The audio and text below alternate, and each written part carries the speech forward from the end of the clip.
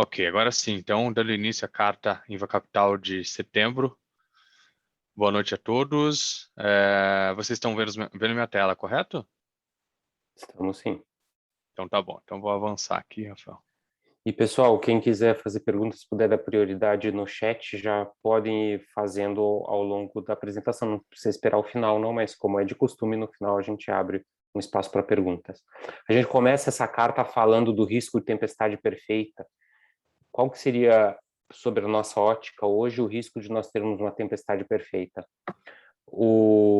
Qualquer ativo, ele tem como variáveis de avaliação, basicamente três: o custo do capital, que é importantíssima, o fluxo de caixa presente e a projeção do fluxo de caixa futuro.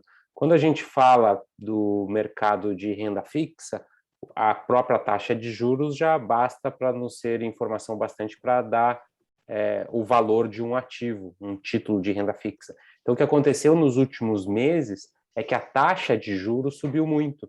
A inflação, no ano passado, ninguém achava que a inflação fosse subir porque a atividade econômica está desacelerada. É o que se falava no ano passado. A gente identificou no setor da construção civil, principalmente, que estava começando uma inflação, e ali a gente achou que a inflação pudesse subir. Realmente a inflação subiu, mas subiu muito mais do que nós imaginávamos. E agora, no meio do ano, que seria normal a inflação recuar, a inflação não recuou. Teve a bandeira vermelha, a faixa 2 do preço da energia elétrica, que fez a energia elétrica subir, e além disso veio a geada, que fez os preços dos alimentos que costumam recuar no mês de julho não recuarem. Então a inflação continuou subindo em maio, continuou subindo em junho, continuou subindo em julho, e em agosto a inflação também foi bastante forte. A gente está com o IPCA acumulado de 12 meses próximo de 10%, e obviamente por conta disso a taxa básica de juros teve que subir. A expectativa é que a taxa básica de juros feche o ano. A gente falava entre 7 e 7,5, aí mudamos o discurso de 7 para entre 7 e 8, e agora o discurso é entre 7,5 e 8,5.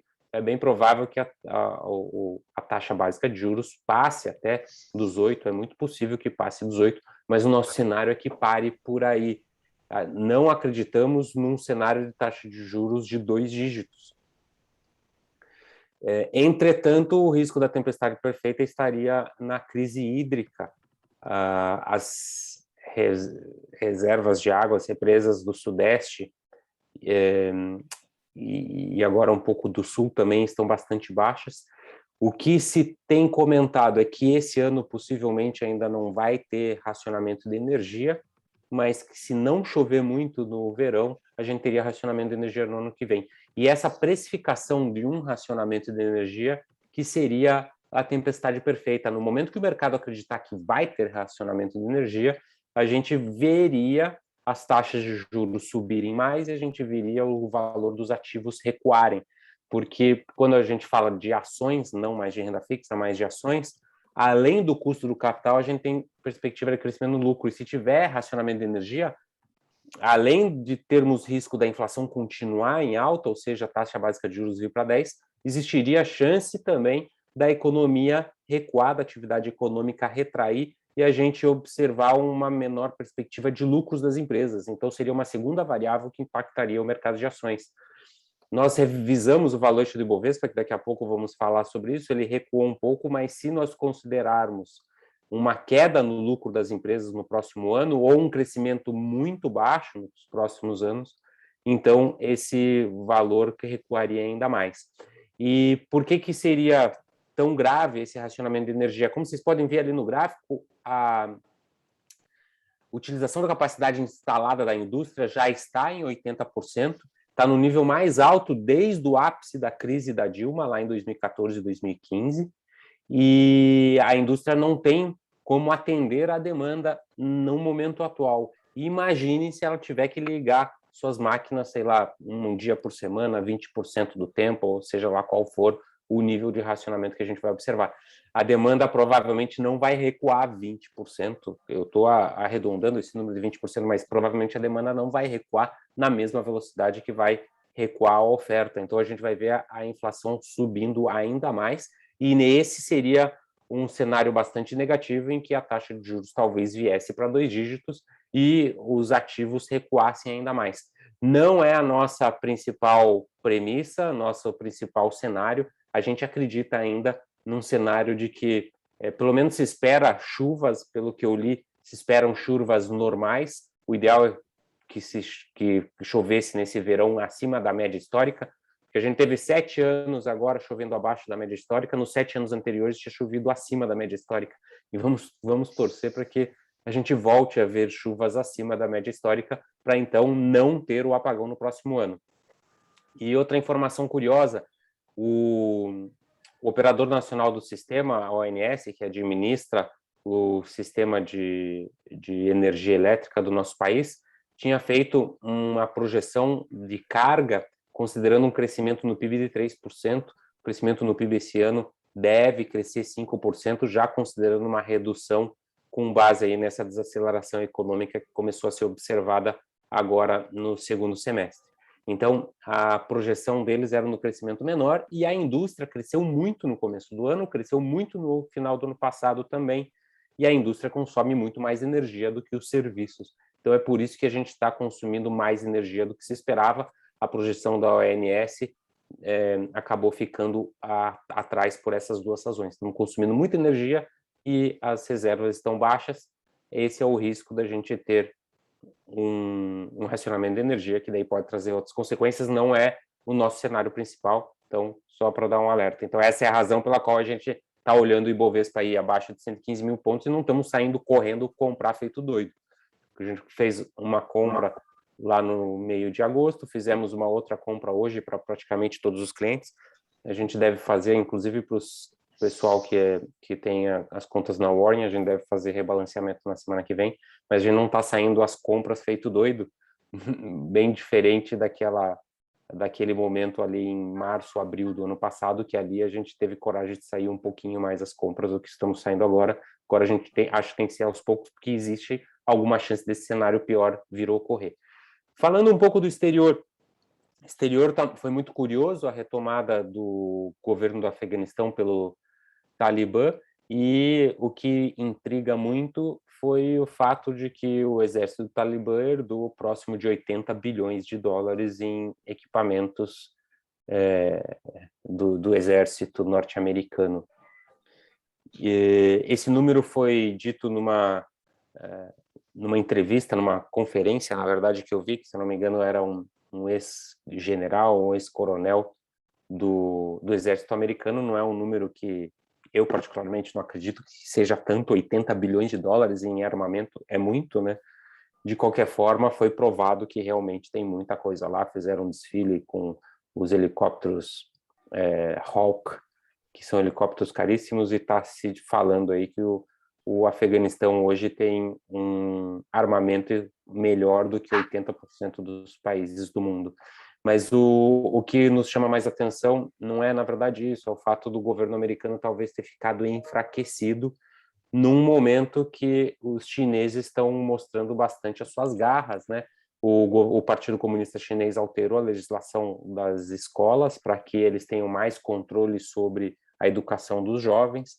O governo chinês também colocou mais regulamentação em empresas líderes lá na Ásia, como é o caso das duas empresas grandes de tecnologia, a Alibaba e a Tencent, alteraram essa regulamentação, então, de empresas de tecnologia que são muito relevantes lá, e agora como é que eu posso dizer, com essa fraqueza demonstrada pelo governo norte-americano, talvez os chineses cresçam mais os olhos aí para o mundo. Então, vamos assistir de camarote e acompanhar. O que dá para talvez esperar aí é que a China continue ganhando ainda mais força. E aí, considerando que o mercado chinês está recuando, aí é o segundo pior mercado de ações nos últimos 12 meses, ganha apenas do Peru. Agora não me lembro quantas bolsas eu vi, mas era uma lista que tinha pelo menos umas 20 bolsas ao redor do mundo. Quem tem dinheiro no exterior talvez seja o momento de reduzir um pouco lá dos Estados Unidos e Europa e talvez aumentar China. Mas aqui no Brasil a gente tem ativos baratos, não acho que vale a pena um brasileiro, o dinheiro que está aqui, comprar a China. Seria uma outra discussão. Mas o exterior é isso, é a China ganhando espaço, os Estados Unidos esmorecendo um pouco com uma fraqueza do novo governo. Aqui no Brasil, uma boa notícia foi a arrecadação recorde, mas a gente fala que essa boa notícia, na verdade, traz uma notícia ruim, porque o brasileiro está ficando estrangulado. O governo federal bateu recorde de arrecadação em relação ao PIB, 24%. O recorde anterior tinha sido 22,7%. Lá em 2007, 22,7% do PIB, arrecadação federal de 2007, e a gente está observando aí com os dados finalizados de julho, uma arrecadação em relação ao PIB de 24%. É muito, e o brasileiro fica estrangulado. A economia brasileira precisa voltar a crescer para que a arrecadação cresça, não com o aumento de carga tributária. A reforma, essa pequena reforma tributária aí veio, não sei se vai ter aumento de arrecadação, alguns dizem que sim, alguns dizem que não, mas lembrando que o governo abriu mão da alíquota do imposto de renda para pessoa jurídica, então tem uma redução aí nos impostos da pessoa jurídica, apesar de ter imposto de renda sobre dividendos na alíquota de 15% a partir de agora. Só lembrando que empresas de lucro presumido do faturamento até 4,8 milhões, 4,8 milhões e empresas simples não terão imposto sobre distribuição de lucro, são só as empresas maiores. E outra curiosidade é que alguns estados, como o São Paulo, que é o maior estado do nosso país, aumentaram seus impostos. A arrecadação de ICMS em São Paulo nesse ano, no primeiro semestre, está subindo 20% em relação ao ano passado, subiram alíquotas de diversos produtos. Em Murilo, o governo lá aumentou de 1% para 5% a alíquota de ICMS de venda de carro usado, sabia? E aí o governo estadual teve que voltar atrás e recuou. Daí recuou de 5 para 3, foi alguma coisa assim, mais uma lambança danada, né? Aumentaram a alíquota de seringas e agulhas, o que eu considero um absurdo no momento que a pandemia está tão séria, todo mundo precisando tomar vacina com agulha e seringa, eles aumentando a alíquota de ICMS. Mas tudo bem, só para lembrar que o brasileiro está ficando estrangulado, e um dos reflexos disso é a queda na renda, que é o único dado que eu diria bastante ruim da pesquisa PNAD. No lado esquerdo, vocês olham a taxa de desocupação, que é a taxa de desemprego, tinha subido de 13 para quase 15, agora caiu para próximo de 14. Taxa de desemprego está bem ok, tem alguns estados do país, como Santa Catarina, que é onde eu estou agora, que inclusive está em pleno emprego. O Paraná está com um nível de emprego bastante alto também, Rio Grande do Sul, vários estados do Centro-Oeste, Centro-Oeste não tem tantos estados assim, né? Mas os estados do Centro-Oeste também estão bem, Espírito Santo também estão bem, tem vários estados que estão com nível de desemprego baixo.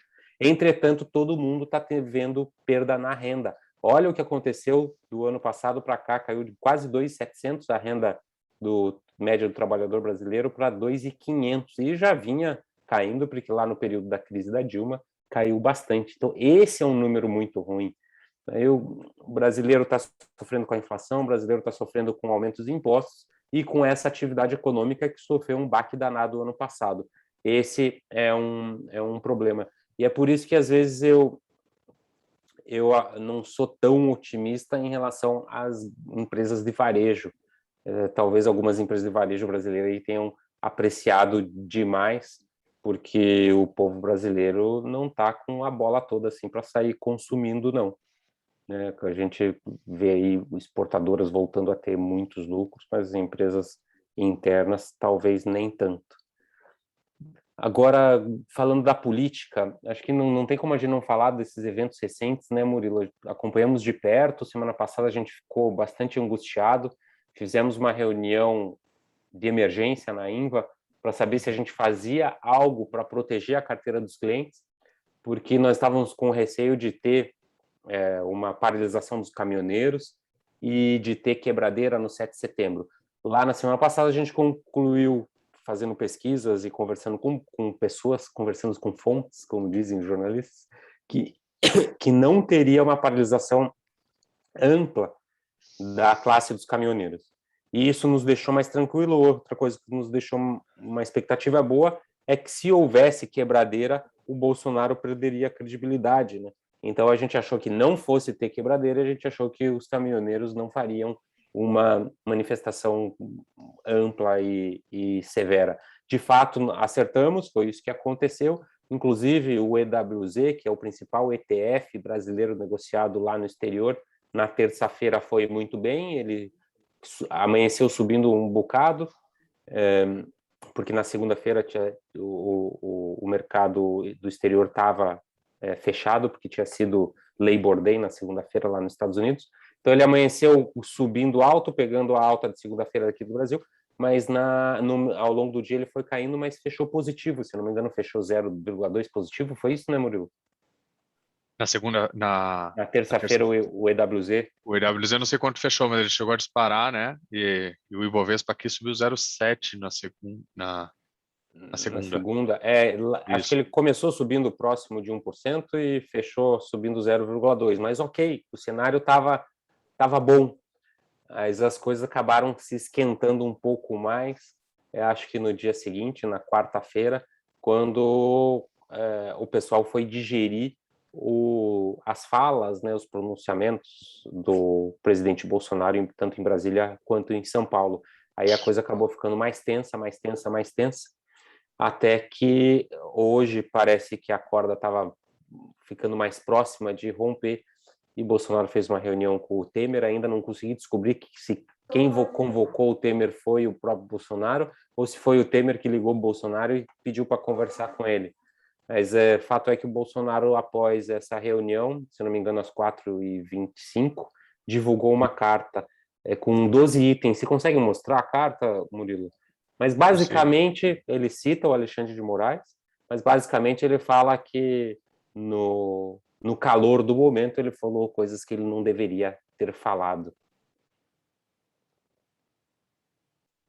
Nunca tive intenção de agredir quaisquer dos poderes. A harmonia dos poderes está, inclusive, na Constituição, né? A harmonia entre eles não é vontade minha, mas como é que está escrito ali? É determinação constitucional. Ah, sim. Sem exceção e devem respeitar. Sei que boa parte dessas divergências decorrem de conflitos de entendimento acerca de decisões adotadas pelo ministro. Ele citou o ministro. Então, basicamente, ele está Soprando. Querendo diminuir um pouco o que ele falou. E parece mesmo ter sido escrito por ele, né, Murilo? Porque os termos que tem aqui é muito parecido com o que ele costuma falar. Esticar a corda. No âmbito do inquérito das fake news. Democracia é isso, lá o 8º. Executivo, legislativo e judiciário trabalhando juntos em favor do povo e todos respeitando a Constituição. A gente sabe que ele tem os pontos dele, mas também a gente sabe que a forma como ele tem abordado é perigosa e talvez inadequada, né?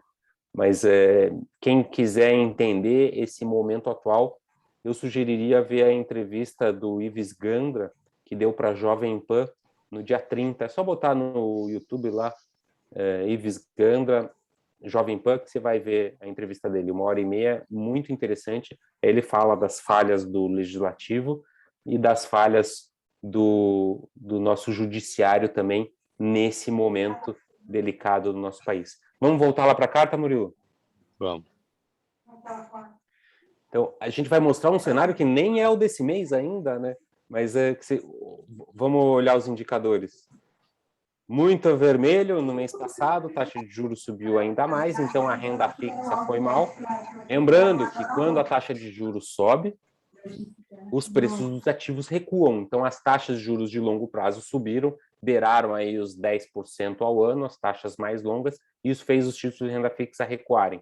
Essa última esticada na taxa de juros não era esperada por nós, porque a gente também não acreditava que a inflação fosse ser tão resiliente de meados de julho para frente ali. A gente achou que a inflação não fosse continuar subindo e, de fato, ela continuou subindo. Então, a gente acabou não conseguindo se proteger dessa alta. Os fundos imobiliários recuaram, porque eles também são muito sensíveis à alta taxa de juros. O mercado de ações também recuou, também são sensíveis à taxa de juros, menos um pouco do que os fundos imobiliários, mas também são sensíveis. Lá no exterior teve uma pequena alta e os fundos multimercados conseguiram ter um desempenho um pouco melhor do que em julho, mês de julho os fundos multimercados caíram amplamente, mas em agosto eles já conseguiram se segurar. O que subiu foi apenas o Bitcoin, porque o dólar também não subiu. O Bitcoin subiu 13%. A gente fez uma live sobre Bitcoin lá no mês de junho, mas a gente não teve coragem de comprar amplamente para os clientes o ETF, que é o Hash 11, que é um ETF de criptomoedas negociadas na Bolsa de Valores. A volatilidade desse troço é realmente imensa. Subiu 18%, subiu 13%, antes tinha caído 6%, tinha caído 35% só em um mês. Então, a gente vai tentar escolher uma outra janela de oportunidade para entrar. Inclusive, esses dias atrás caiu, né, Murilo? Não acompanha muito pouco, mas chegou a recuar aí na semana passada, se eu não me engano. Não, caiu essa semana, acho que Foi nessa ontem semana ou mesmo. Foi no antes de final de semana, ontem. então. Isso, caiu 10%. Eu acho que a bolsa não estava nem aberta. Daí no dia abriu, daí corrigiu, acho que quase 15%, né, o Hash 11. Esse que é um problema também, né? Porque o negócio negocia 24 horas por dia e daí ele cai quando a bolsa está fechada, né? Então, não tem muito o que fazer. Não que E seja o aí o Hash objetivo. 11 abre com aquele gap imenso, seja para baixo ou para cima. É isso, né? Exatamente. Abre com um gap imenso, mas realmente é um ativo que a gente fica de olho. Oportunidades como a de maio, não acho difícil aparecer de novo, porque ele é muito volátil, como você disse. Então, talvez se a gente tiver com isso mais maduro aí na nossa tese, a gente coloca um pouquinho para fazer um teste. Tá ótimo. Então, ali embaixo a gente tem o acumulado no ano, que isso não muda, a gente vai mudar só no fechamento de 2021. Temos a tabela periódica, que a gente só atualiza uma vez cada trimestre, então também não está atualizada. Acho que Que podemos tabela ir para o periódica? portfólio, né? Tá, aham.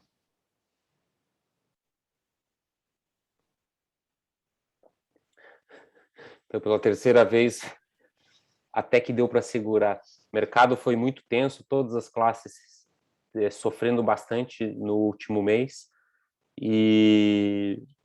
mas até que deu um pouco para segurar. Só desce ali embaixo para ver a rentabilidade, Murilo, por gentileza. Então, Aqui. a rentabilidade do portfólio, 1,30, é isso? Isso, aham, Tá negativo. certo, 1,30 negativo, a classe de imóveis, a classe de ações recuou, a classe de renda fixa também recuou, só a classe de fundo multimercado conseguiu segurar um pouco. Dentro de todo esse cenário ruim, eu considero, sinceramente, que até que está ok. Tudo caiu e a gente conseguiu recuar apenas 1% em um mês. Volta a subir lá. A gente fez 10 anos de carteira recomendada e é por isso que tem os gráficos abaixo. O portfólio está com um resultado acumulado de 171% contra o benchmark composto que a gente faz de 173%. O CDI nesse período foi, se eu não me engano, 126%, está ali o CDI no meio. Uhum. Então, o nosso portfólio foi muito acima do CDI, nossa carteira de renda fixa foi acima do CDI, a nossa carteira de imóveis foi acima do IFIX, também acima do CDI, nossa carteira de ações acima do IBRA e do Ibovespa. A carteira de fundos multimercados não dá para considerar muito porque ela tem um ano a menos do que as outras carteiras, por isso que a linha verde, que é a linha do CDI, não chega até ali. Agora, nós estamos um pouco incomodados com rendimentos. A gente gostaria de estar tendo um rendimento um pouco melhor, a gente gostaria de estar mais próximo da inflação. Esse ano, infelizmente, estamos perdendo para a inflação. E o cenário está um pouco estranho. É uma das poucas vezes que o problema não é um problema tão claro e tão amplo, porque a gente está tendo estresse na política, a gente está tendo uma inflação muito acima do que se esperava. Mesmo nós que acreditávamos que a inflação fosse subir, jamais imaginamos que a inflação fosse vir para 2 dígitos, como deve vir agora no mês de setembro, o acumulado de 12 meses deve vir para 10%. Não imaginávamos isso, mesmo nós que acreditávamos que a inflação fosse subindo. Então, a gente sempre dá uma olhada nos benchmarks. Você consegue mostrar a planilha dos fundos que a gente acompanha, Murilo? Claro. Os bancos e as instituições financeiras, elas têm os seus fundos à alocação, que são enormes fundos e que aplicam dinheiro de clientes que querem ter um produto só, tudo dentro do mesmo guarda-chuva. Talvez o principal deles é um fundo do Itaú Private. Esse fundo do Itaú Private tem tem quase 6 bilhões de reais em ativos. Obrigado por ter corrigido ali, Murilo. Beleza. E só observando a rentabilidade, esse fundo do Itaú estava perdendo 0,67% no acumulado do ano até o mês de agosto. A carteira da Inda Capital está caindo 0,09% até agosto.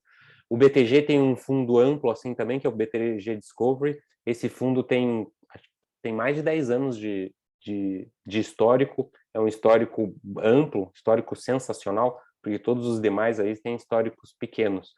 Ele tem 500 milhões de patrimônio, está subindo esse ano 0,10, mas está subindo só 0,10. No ano passado ele caiu 0,38. Nossa carteira no ano passado subiu quase 6%. Agora, o Vitrio, um fundo que fez muito sucesso, que ele captou alguns bilhões em pouco mais de um ano, está subindo 1%. O ano passado foi muito bem, subiu 6%. Em 2019 subiu 13%. Subiu pouco mais da metade do que a nossa carteira recomendada. E o Bradesco tem um fundo assim também, um fundo com alguns bilhões, mais de 2 bilhões de reais. Esse ano está subindo 1,5%, até que é um bom rendimento esse ano.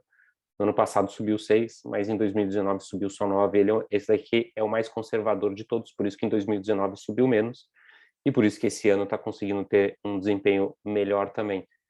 Mas só queríamos mostrar para vocês que a gente acompanha o que está acontecendo aí com os gestores de alocação e o nosso desempenho não está muito diferente, tá? Esse ano está um pouquinho pior do que a média, mas se a gente pega o histórico do ano passado e 2019, a gente tem um histórico muito acima desses outros 4 fundos aí. Se for somar o volume de dinheiro que só esses 4 fundos têm, a gente está falando aí de próximo de 10 bilhões de reais. Então, nós estamos incomodados, mas está difícil para todo mundo esse ano. Esse ano foi um ano que ficou difícil saber para onde correr. Até o dólar começou o ano não muito barato e com uma perspectiva de que recuasse. Esse recuo acabou não acontecendo no começo do ano, então também era difícil ter coragem de colocar seu dinheiro no exterior. Bolsa de Valores do ano passado lá já tinha subido e o dólar não tinha caído. Então, não teve muito mesmo para onde correr esse ano até o presente momento. Vamos voltar lá, Murilo. Pronto. Então, aqui são o gráfico dos últimos 10 anos dos nossos resultados. Ali em cima a gente tem a recomendação. O que a gente está planejando fazer para esse mês? Aumentar um pouco as posições em renda fixa, reduzir um pouco as posições em fundos multimercados. Por quê? Porque a taxa de juros subiu tanto que a gente acha que não dá para ter pouco dinheiro na renda fixa nesse momento. Os títulos indexados à inflação chegaram a taxas próximo de 5% mais a inflação.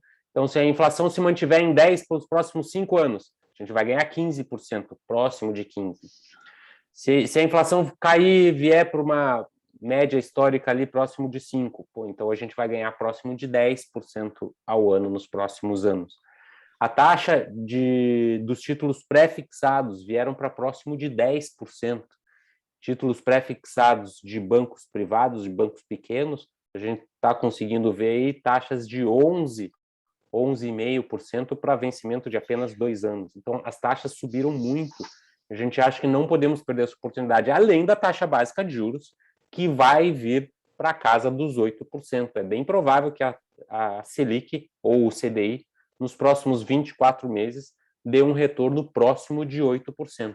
E essa é boa notícia, apesar desse ano estar sendo difícil, a gente não está conseguindo ter um rendimento muito bom.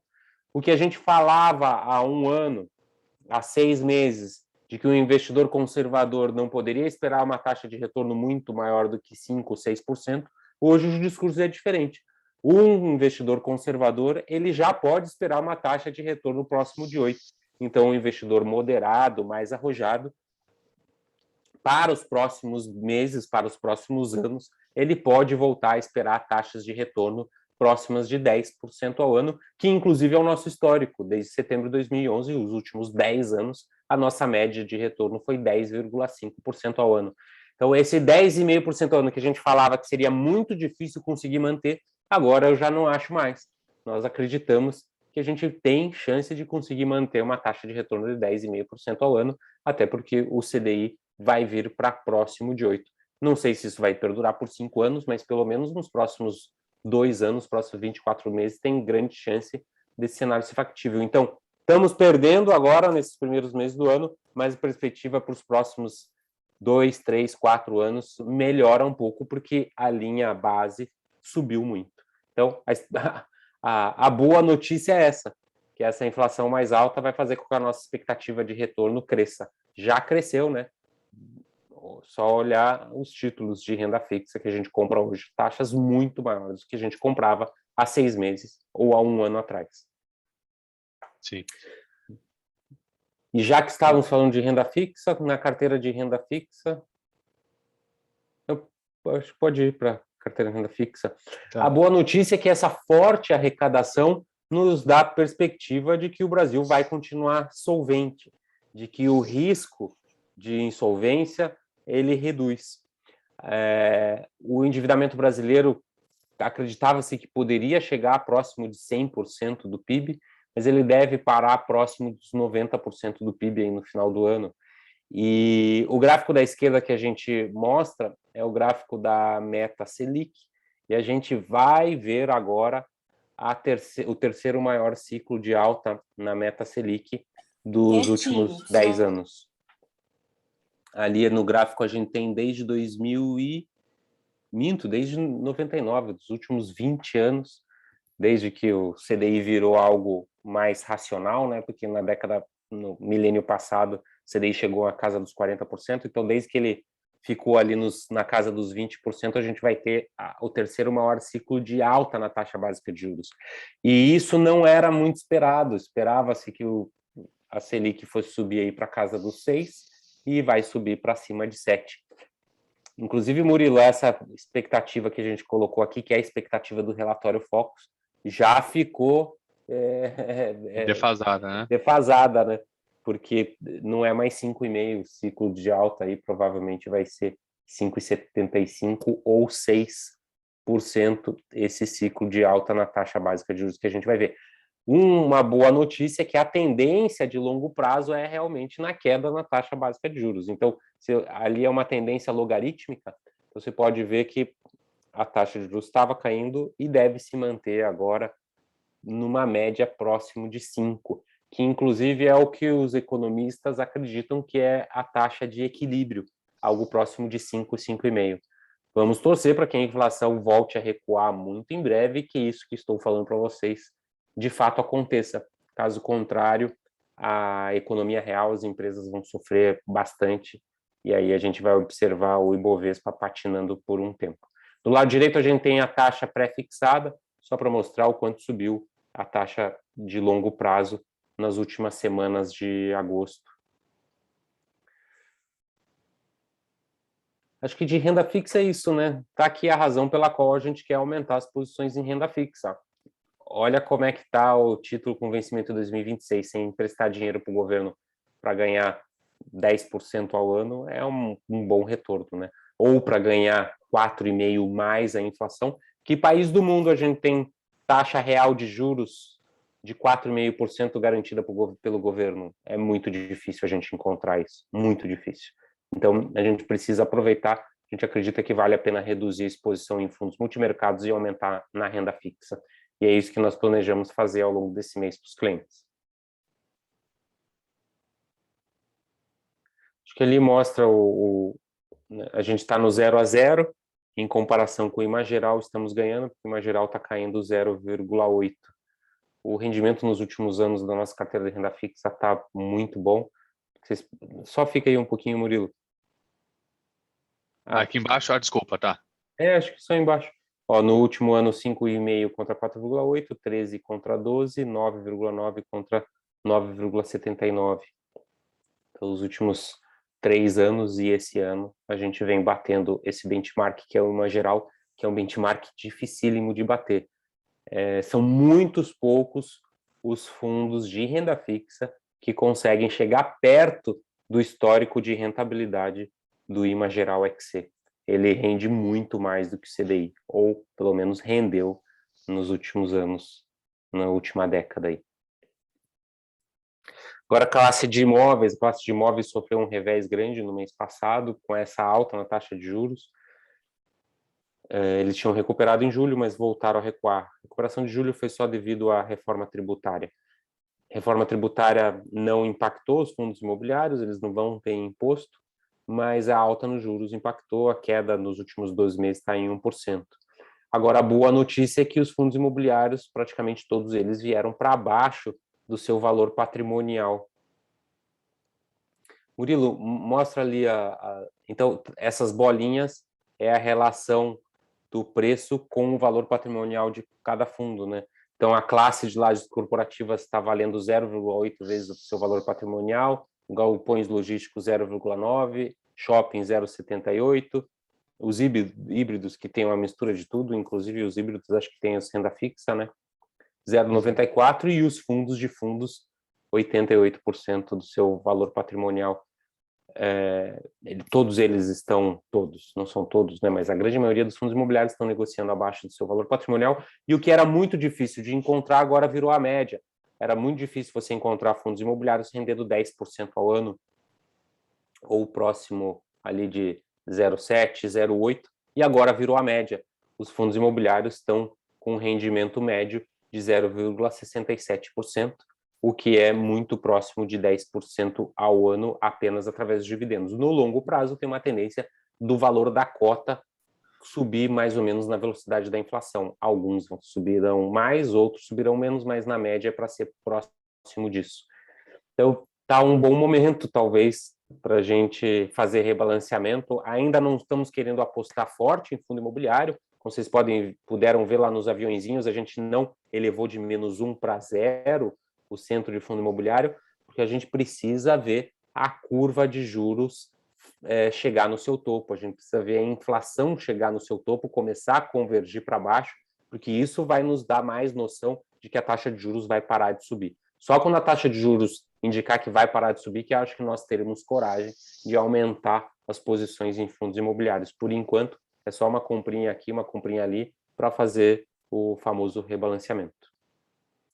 Só um comentário, Murilo. A curva na taxa de juros, ela recuou, ou seja, o título de 10 anos continua, obviamente, pagando mais do que o título de 2 anos. Entretanto, essa diferença, que era 3%, reduziu para 2%. Isso nos sugere que o mercado está começando a acreditar que a taxa de juros vai parar de subir. Então, é bem provável que em breve a gente veja isso acontecer. Inclusive, estamos torcendo para que isso aconteça. Mas só como de fato acontecer, a gente vai ter coragem de aumentar os imóveis e esperamos que a gente consiga encontrar esse momento. Eu acredito que tem boa chance de ser nos próximos meses aí, antes de novembro. Rentabilidade de 200% continua bastante alta. Nos últimos 2 anos a gente não conseguiu ter um desempenho muito superior ao IFIX. Ficou mais difícil bater o IFIX nesses últimos meses aí. No ano passado, o BPFF, que é um fundo importante nosso, ele acabou nos trazendo problemas no meio do ano, ali em julho e agosto. Nesse ano a gente está perdendo, mas estamos perdendo pouco para o IFIX. Isso não faz grande diferença. Daqui a pouco a gente volta a recuperar. E tem a composição do IFIX também, né? Tem bastante recebíveis nessa... O IFIX ele tem muito mais recebíveis do que nós temos, né? Porque a gente não considera os fundos de recebíveis como fundo imobiliário, porque ele não tem tijolo, ele tem empréstimos lastreados por operações imobiliárias, a gente não considera isso, de fato, segmento imobiliário. Bem lembrado, Murilo. E eles, acho que eles subiram um pouco, talvez tenham recuado recentemente, mas quando o IPCA começou a subir, eles subiram bem. Então, tem que dar uma olhada. Agora, 2021, que eles devem estar recuando bastante. O desempenho deles estava acima da média, bem lembrado. Classe de ações, últimos meses, obviamente, foi um pouco mais difícil. A gente viu, já foram 3 meses consecutivos de queda no Ibovespa, Murilo? Só desce ali, agora não me lembro se já foram 2 ou 3. Deixa eu dar uma olhada. 3, terceiro. O Ibovespa, o Ibra foram não, 2. o Ibra foram 2. Mas nas carteiras foram 3. Existem poucos momentos que o Ibovespa cai mais do que 3 meses consecutivos, então, se for levar isso em conta, a nuvem negra está próxima de se dissipar. E a gente aproveitou o mês de julho, aproveitamos agora hoje para recompor um pouco a classe de ações. Nosso valor justo por Ibovespa recuou de 125 mil pontos lá em fevereiro, que seria algo próximo de 130 e poucos no final do ano, para 115 mil pontos por conta na alta da taxa de juros. Não consideramos ainda uma redução no lucro das empresas. A gente considera que o lucro vai crescer esse ano. Já cresceu muito, né? Os lucros das empresas foram fantásticos aí nos primeiros dois trimestres do ano. A gente considera que ainda vai crescer no final do ano e vai crescer um pouco no ano que vem. E isso justifica fazer algumas compras. Muitas empresas voltaram para o fundo observado no ano passado e a gente acha que é hora de aproveitar. E sem falar no balanço das empresas, né, que foram muito bons. A Edux, que é a empresa de educação, surpreendendo, a Cirela surpreendendo, lojas Renner em venda muito bem, resultado ainda não tão bom, porque eles estão mudando um pouco o modelo de trabalho deles. BR Malls com ótimo nível de receita, uma inadimplência um pouco mais alta, mas isso a gente não vê grande problema, porque é uma inadimplência lá do primeiro trimestre, que acabou invadindo um pouquinho o segundo trimestre, mas está com uma vacância muito baixa, as vendas voltaram para muito próximo dos níveis históricos e os shoppings estão operando 100% do tempo praticamente. E a gente incluiu no mês passado aí mais empresas no nosso portfólio, porque a gente está começando a encontrar muita empresa que está valendo a pena se tornar sócio. Porto Seguro, Sanepar e Engie. Mas claro que não, não são para todos os clientes que a gente compra ativos individuais. A gente continua, claro, com os fundos que a gente aposta. Tem o fundo Absolute Pace, talvez a gente inclua, né? A gente tinha incluído o RIX recentemente. A gente está acompanhando também os gestores.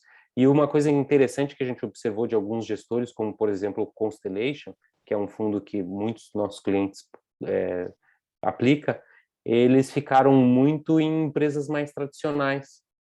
E a estratégia que no começo do ano não estava dando grande resultado, começou a dar mais resultado, porque muitas das empresas que estavam mais caras, muitas das empresas que dispararam de preço na expectativa de crescimentos acelerados, elas começaram a recuar mais. A gente dividiu o Ibovespa em dois, pegando as empresas com PL mais alto. PL é um índice que a gente utiliza para saber se a empresa está barata ou cara de acordo com o seu lucro histórico. As empresas com PL mais alto recuaram 5% no último mês, enquanto que as empresas com PL mais baixo, em teoria as empresas que já têm um lucro mais robusto, caíram só 1%. E é por isso que alguns gestores, como por exemplo o Constellation, que vinha atrás do mercado no primeiro semestre, está conseguindo recuperar o espaço perdido por aí. E aí, nossa expectativa do Ibovespa, ele vir na média histórica de 12% ao ano. Se tiver a tempestade perfeita, obviamente ele vai sofrer um pouco mais, mas se as coisas se arredondarem um pouco aí, tem boa chance do Ibovespa subir, não sei, talvez 10% até o final do ano, que seria recuperar a perda dos últimos meses.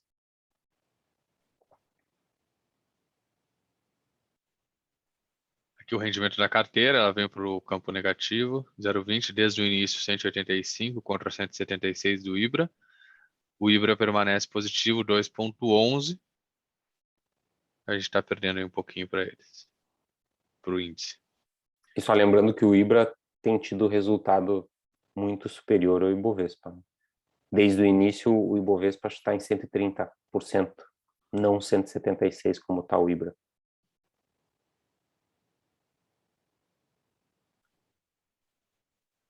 É a carteira de multimercados, né? Pode falar, Rafael. Não, por favor, por favor. Não, ela caiu, né? 0,19 e acho que quem acabou extraindo o resultado aqui foi o fundo da Trust, mas ficou bem claro que os books que deram, os books na verdade é um multimercado, né? Ele é dividido em, como o nome diz, em vários mercados. Ele tem o book de moedas, o book de ações, exterior e assim por diante. E ficou bem claro, olhando o resultado e a carta desses fundos, que a extração do resultado veio da exposição dos fundos no exterior. Tá? Aqui no Brasil, realmente, a maioria foi penalizado. Lógico que um ou outro, às vezes, tá vendido em Brasil, não acredita. As teses dos multimercados, elas são muito variadas, porque elas são fundos que tentam controlar a volatilidade, e operam bastante no curto prazo, né, Rafael? Então, Mudando muito isso de posição, né? é isso, mudando muito de posição. Então você vê aí, cada gestor tem sua maneira de lidar. Alguns gostam de uma operação tática mais curta, outros preferem algo mais de longo prazo. Mas como todos os fundos têm interesse em controlar a volatilidade, quando acontece alguma incerteza com relação ao Ibovespa, eles vendem mesmo sem dó, eles têm stop, eles diminuem a exposição e aumentam em outro, ou seja, numa classe mais tranquila ou em algo que eles tenham convicção de curto prazo, né? Então, mas só retomando, a queda foi de 0,19 no no ano, deixa eu pegar aqui para baixo. No ano está com 0,64 contra 2,01 do IHFA. 125 desde o início. 125 desde o início, exatamente.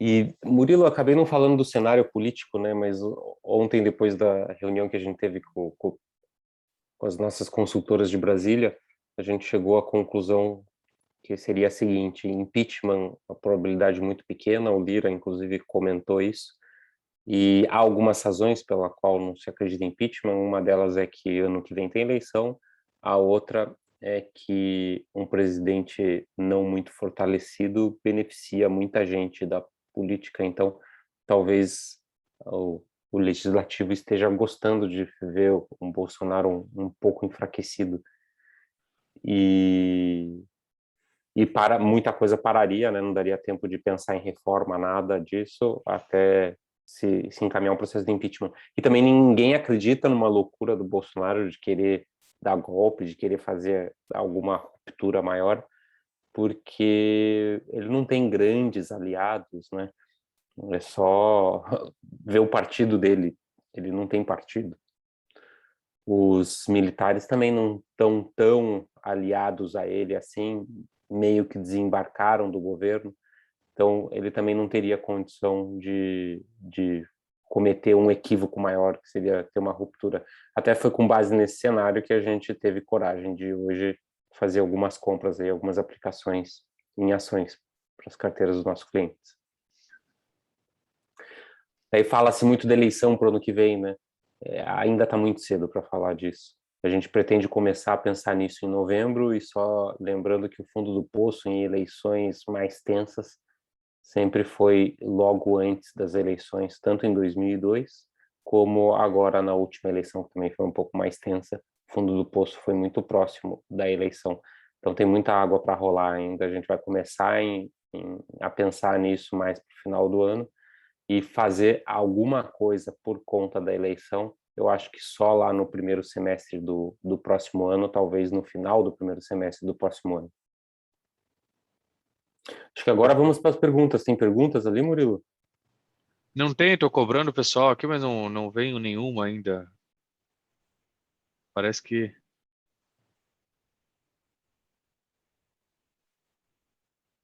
que não possuem perguntas mesmo, tá todo mundo.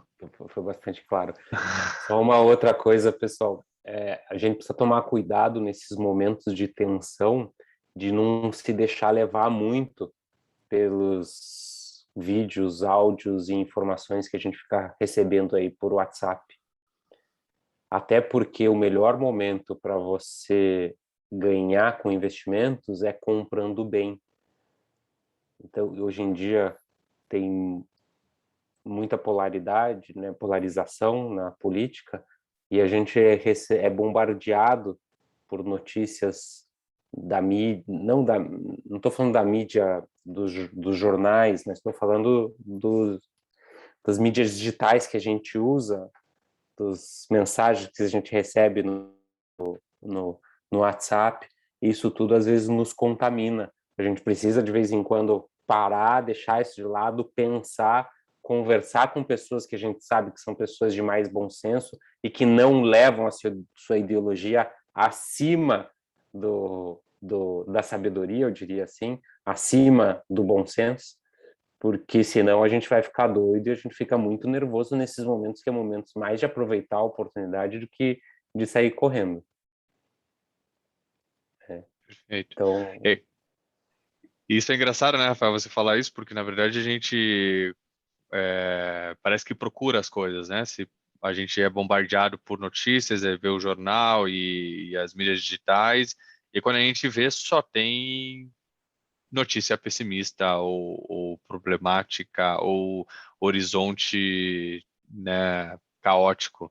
E mesma coisa é o contrário, né? Quando as coisas estão bem, o noticiário ele só sabe destacar que determinada pessoa ganhou muito dinheiro com isso, com aquilo, sem estudar, sem fazer nada, né? Então tem muita tem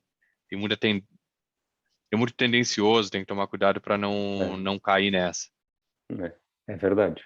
E a gente se acostuma com o cenário atual sempre, né? Quanto mais notícia boa, mais a gente acha que o mundo tá lindo. Quanto mais notícia ruim, mais a gente acha que vai afundar tudo. Mas sempre tende para a média, tem uma tendência de tender para a média.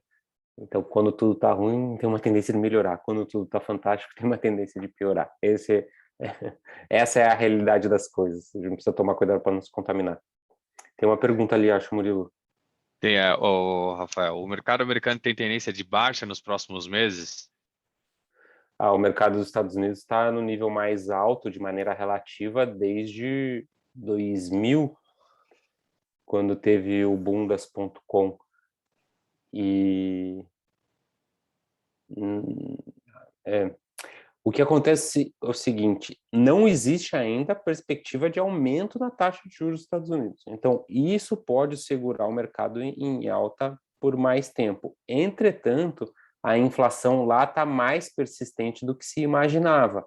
Muito se fala que a inflação que está lá é uma inflação transitória, porque inflação mesmo só é inflação quando chega no valor dos salários. Mas será que não está chegando nos salários? Os índices ainda não mostram muito isso. Mas o Walmart, por exemplo, aumentou em R$ 1 por hora o salário de 500 mil funcionários. Teve que fazer isso para conseguir reter os seus funcionários. Então, precisa talvez ter um pouco mais de prudência. Talvez o mercado americano tenha subido muito. E aí, o que não seria difícil imaginar é o SP500 se manter estável por 3 anos, mas a partir de quando? Essa é uma dúvida que a gente tem. Então, por isso, se alguém quiser reduzir posição, não pode, eu não sugiro reduzir de maneira drástica. É reduzir 10%, deixar esses 10% de lado, só para aumentar a segurança do portfólio. Mas ainda não tem perspectiva de aumento na taxa de juros. Hoje, se eu não me engano, hoje o Fed ia divulgar, ia fazer reunião, ou ia fazer reunião, ou ia sair a carta do Fed e sugerindo provavelmente que a redução dos incentivos financeiros começará só em novembro e a taxa de juros nem pensa em subir ainda, talvez para o ano que vem. Então, levando isso em conta, o mercado americano continuaria em alta por mais um tempo. Deixa eu só fazer um comentário. A China está ganhando mais poder, né? Já falei isso, mas é impressionante que a China conseguiu fazer, o Partido Comunista conseguiu fazer nos últimos 2 anos, eu diria, para talvez conter aqueles ânimos exacerbados das manifestações de Hong Kong. Tem outra pergunta aqui, Murilo? Não tem. Mas você não quer. Estava falando da China, você vê como, de repente, um avanço no poder geopolítico? Isso pode Acho que refletir sim. mas pode refletir na economia, você acredita? Assim, Eu não consigo ainda identificar como que isso se refletiria, né? Iria refletir na economia, né? Isso eu não consigo identificar. Mas o mercado de ações chinês está em queda, né? Não está subindo como os outros, porque ele recuou nos últimos meses por conta dessas intervenções chinesas. Talvez fosse o momento de colocar um pouco mais de dinheiro na China ou colocar um pouco de dinheiro quem não tem. Mas não consigo identificar isso, Murilo, ainda consequências econômicas. A China está mandando no mundo porque eles fabricam microchips, né? Mas ao mesmo tempo isso é ruim porque outros países vão começar a fabricar microchips que está faltando, ninguém está conseguindo produzir carro porque não tem microchips. é verdade. Taiwan produz muito microchip, a bolsa de Taiwan, se não me engano, é que mais está subindo nos últimos 12 meses. Mas tem uma outra pergunta assim, Qual a opinião de vocês para o dólar no final do ano? Esse é difícil, hein, Murilo? Essa é difícil, né? Mas o dólar tem caído em relação aos outros pares bastante, né? É o real que não que tá caindo junto, né? Deixa eu até ver aqui quanto que tá. Quando que o dinheiro entra no país? O dinheiro entra no país porque a taxa de juros está alta, porque o país está crescendo mais do que os outros países do planeta e porque a credibilidade do país está em ascendência. Nossa credibilidade não está em ascendência, ela recuou um pouco aí nos últimos meses. O risco Brasil voltou para casa dos 300 pontos, subiu um pouquinho, mas voltou. Só que acho que a percepção está ruim, né? Os europeus e os nova-iorquinos, eles não são muito adeptos dessa política do Bolsonaro. Se o dinheiro no mundo tivesse sido gerido pelos texanos e pelos Floridians, talvez a gente tivesse atraindo mais dinheiro, mas não. Está na mão dos californianos, dos nova-iorquinos e dos europeus. Então, por isso que não está vindo dinheiro. Mas exportações brasileiras continuam fortíssimas, a balança comercial brasileira continua muito forte, e esse diferencial de juros, que vai ficar bastante relevante, né, Murilo? Isso é importante falar. A gente vai vir uma taxa de juros de 8 contra uma taxa de juros de 0 da Europa e dos Estados Unidos. Então, essa diferenciação era para trazer dinheiro de curto prazo. Precisa só aumentar um pouquinho a credibilidade.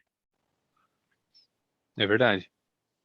E crescer mais do que a média mundial, infelizmente, o Brasil não está conseguindo há muito tempo já. Né?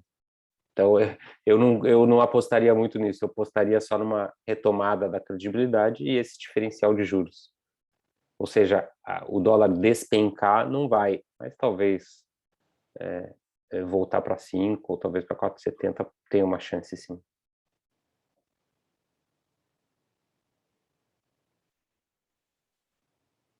Acho que é isso. Eu não recebi, Rafael, a não ser que você tenha recebido aí alguma pergunta direta aí. Não, acho que é isso. Então tá ótimo, pessoal. Obrigado pela presença de todo mundo.